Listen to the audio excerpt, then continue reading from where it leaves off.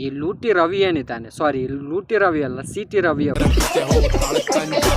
ಏನೋ ಒಂದು ಕೇಳ್ತಾರಂತೆ ನೋಡ. ನಾನು ನಿಮ್ಮನ್ನು ಕೇಳಕ್ ಬಯಸೋದು, ಮುಲ್ಲಾನಿಗೂ ನೀಟ್ ಎಕ್ಸಾಮ್ಗೂ ಏನ್ ಸಂಬಂಧ? ಎದೆ ಹೇಳಿದ್ರೆ 3 ಅಕ್ಷರ ಬರಲ್ಲ, ಆತ ಬಂದು ನೀಟ್ ವಿರುದ್ಧ ಹೋರಾಟ. ಸಾರಿ ಪುನಃ ಅದೇ ಬರುತ್ತೆ. ಸಿ ಟಿ ರವಿ ಅವರು ಕೇಳ್ತಾರೆ, ಈ ಮುಲ್ಲಗಳಿಗೂ ಈ ಏನು ಎಕ್ಸಾಮ್ ನಡೀತಾ ಇದೆಯಲ್ಲ ಅದಕ್ಕೂ ಏನು ಸಂಬಂಧ ಅಂತ ಕೇಳ್ತಾ ಇದ್ದಾರೆ. ಈ 1-2 ಅಕ್ಷರ ಅವರಿಗೆ ಬರ್ತಾ ಇಲ್ಲ, ಅವರಿಗೆ ಏನು ಇದರಲ್ಲಿ ಸಂಬಂಧ ಅಂತ.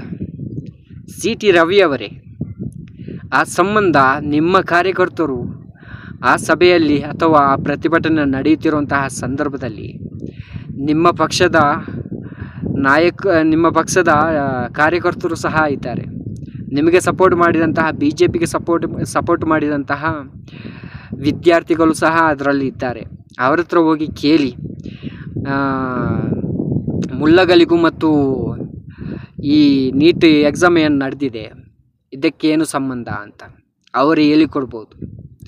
ನಿಮಗೆ ಬುದ್ಧಿ ಇಲ್ಲದಿದ್ದರೆ ನೀವು ನಿಮ್ಮ ಮಕ್ಕಳಲ್ಲಿ ಕೇಳಿ ಪಡೀರಿ, ಮುಲ್ಲಗಳಿಗೆ ಅಲ್ಲಿ ಏನು ಕೆಲಸ ಅಂತ.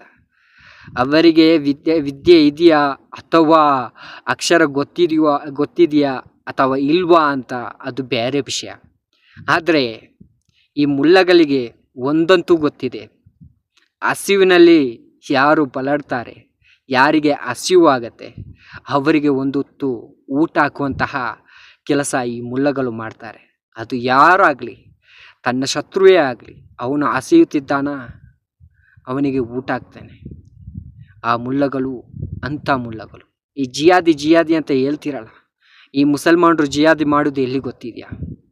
ಇಂಥ ಸ್ಥಳಗಳಲ್ಲಿ ಒಬ್ಬ ಹಸಿವಿನಿಂದ ಬಳಲ್ತಿರಬೇಕಾದ್ರೆ ಅವನು ಊಟ ಮಾಡದೆ ನೀನು ಊಟ ಮಾಡಿದರೆ ನನ್ನ ಪ್ರವಾದಿ ಹೇಳಿದಂತಹ ಮಾತು ನನ್ನವನಲ್ಲ ಅಂತ ಮುಲ್ಲಗಳು ಅದು ಮಾಡ್ತಾ ಇದ್ದಾರೆ.